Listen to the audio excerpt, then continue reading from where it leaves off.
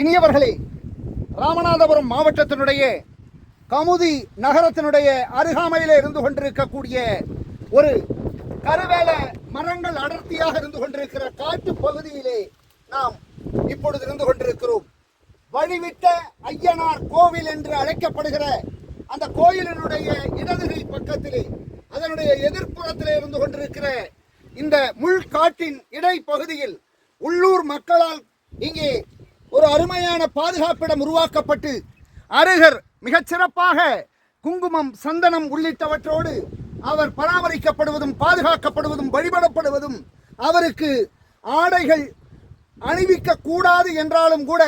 அவர் உயர்ந்தவர் என்கிற காரணத்தினாலே உள்ளூர் மக்கள் அவருக்கு அருமையான ஒரு ஆடையினையும் போர்த்தி இருக்கிறார்கள். தமிழ் சமணர்களாகிய